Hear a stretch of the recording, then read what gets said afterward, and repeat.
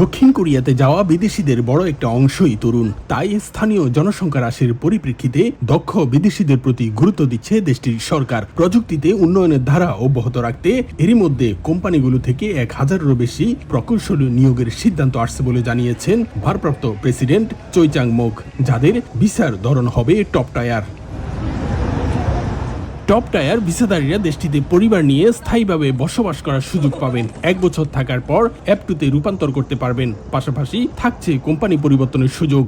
এই সুযোগ শুধুমাত্র দক্ষিণ কোরিয়ার ইউনিভার্সিটিগুলোতে যারা উচ্চশিক্ষা গ্রহণ করে। ইতিপূর্বে কিন্তু এই সুযোগ ছিল না। এখান থেকে উচ্চশিক্ষা গ্রহণ করে তারা অন্যান্য দেশে চলে যেতে হতো।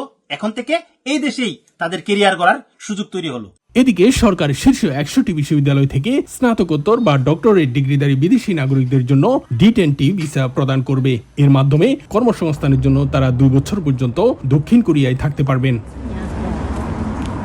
জনসংখ্যা কম এমন এলাকায় ভিসার ধরন পরিবর্তন করে F2R করার সুযোগ পাবেন প্রায় 8 শতাধিক কর্মী। এই ভিসায় স্বামী স্ত্রী উভয়ই চাকরির অনুমতি পাবেন। এর আবেদন চলতি মাস থেকে শুরু হয়েছে, চলবে 2026 সাল পর্যন্ত। কোরিয়াতে যে প্রদেশগুলো, যে অঞ্চলগুলা জনসংখ্যা কম, ওইসব এলাকার জন্য এই F2R ভিসাটা মূলত কোরিয়ান সরকার চালু করা হয়েছে। কোরীয় যুদ্ধের সময় সহায়তাকারী দেশগুলোর তরুণদের জন্য ইউথ ড্রিম ভিসা চালুর সিদ্ধান্ত নিয়েছে দেশটির সরকার। দক্ষিণ কোরিয়া থেকে মোহাম্মদ হানিফ, সময় সংবাদ।